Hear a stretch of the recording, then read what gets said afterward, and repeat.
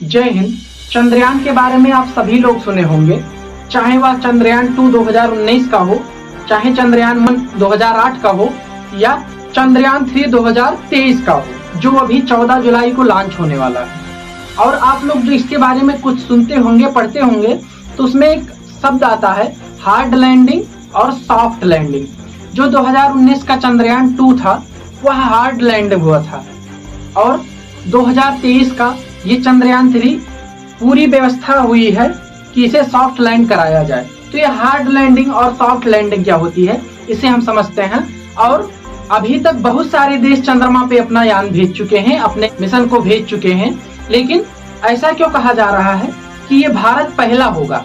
तो चांद पे जाने वाला भारत पहला देश नहीं होगा, लेकिन चांद के दक्षिणी ध्रुव पे जाने वाला ये भारत पहला देश होगा। चांद का दक्षिणी ध्रुव जो है वहां लगभग सूर्य के प्रकाश ना के बराबर पहुंचता है। वहां का तापमान लगभग -200 डिग्री से ज्यादा कम हो जाता है, इसलिए वहां सॉफ्ट लैंडिंग मतलब आराम से लैंड करा के रिसर्च करना आसान नहीं है। लेकिन भारत चंद्रयान 2 को भी वही लैंड कराया था जो कि सॉफ्ट लैंड नहीं हो पाया था, लेकिन 2023 के चंद्रयान 3 को फुल तैयारी में है कि 14 जुलाई को वह चंद्रमा के दक्षिणी ध्रुव पर लैंड कराएगा। अब हम समझ लेते हैं कि ये सॉफ्ट लैंडिंग और हार्ड लैंडिंग में क्या अंतर है। जो सॉफ्ट लैंडिंग होती है, जब यान को भेजा जाता है वह चंद्रमा के निकट पहुंचता है तो उसकी गति धीरे धीरे कम की जाती है। यहीं से उसकी गति बहुत धीरे धीरे कम की जाती है और लैंड करते टाइम वह बिल्कुल आके एकदम आराम से लैंड कर जाता है। मतलब दूर से ही उसकी गति को बहुत स्लो किया जाता है, धीरे धीरे कम किया जाता है। आपको ऐसा लगता होगा कि ऐसे जैसे हेलीकॉप्टर आके सीधा सीधा ऐसे जमीन पे ऐसे आके खड़ा हो जाता है, ऐसा नहीं होता है भाई। वहां जो यान जाते हैं वो ऐसे चंद्रमा के चक्कर लगाते हैं। वहां एक सॉफ्ट लैंडिंग कराने का मतलब वो चंद्रमा के ऐसे चक्कर लगाते हुए जाते हैं।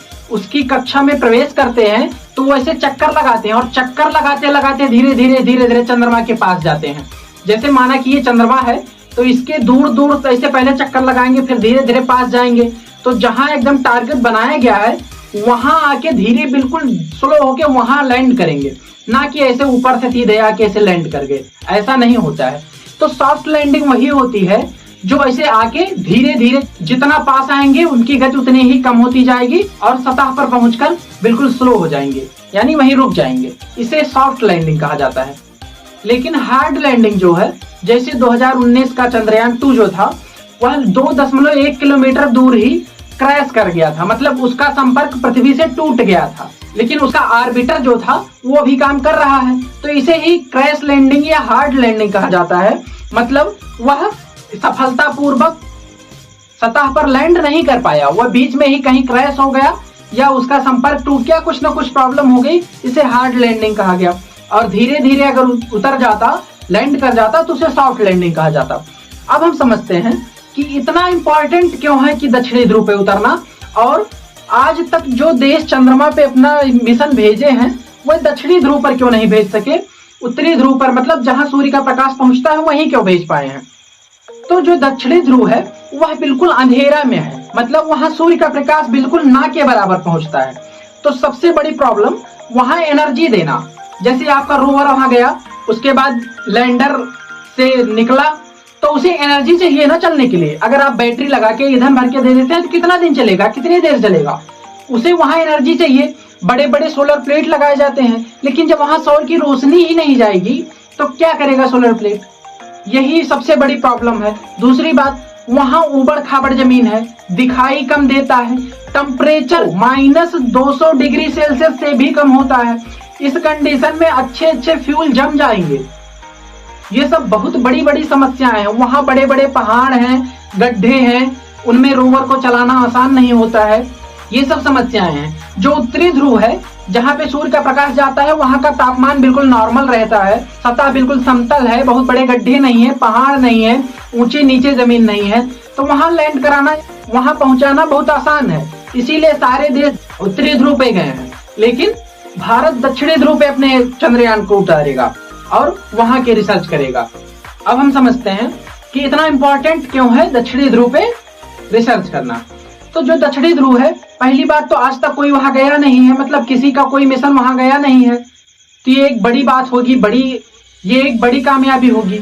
और दूसरी बात, वहां अगर जल है, करोड़ों वर्षों से बर्फ में जमा होगा, -200 डिग्री से भी कम यहाँ का तापमान होगा, वहां बर्फ पानी में तो बदल नहीं सकता, भाप की तो कोई नामे निशान नहीं है, तो वो बर्फ में ही होगा। और उस बर्फ में क्या कोई खनिज है, सोना चांदी क्या पाया जाता है, ये भी चेक करना जरूरी है। और सबसे बड़ी इंपॉर्टेंट कि अगर वहां पानी होगा तो चेक किया जाएगा भाई मानव जीवन यापन कर सकता है, नहीं कर सकता है, वहां खनिज है तो कैसे हैं, उन्हें निकाला जा सकता है, नहीं निकाला जा सकता है, वहां की मिट्टी कैसी है, तापमान कैसा है, पानी है भी तो किस रूप में है, और हवा है नहीं है, ये सब चेक किया जाएगा। इसीलिए दक्षिणी ध्रुव पे जाया जा रहा है। मतलब हमारा चंद्रयान 3 जो 14 तारीख को लॉन्च किया जाएगा, 14 जुलाई को, वह चंद्रमा के दक्षिणी ध्रुव पर जाएगा, जहां बिल्कुल अंधेरा रहता है और इस अंधेरे का कारण वहां सूर्य की रोशनी नहीं पड़ती।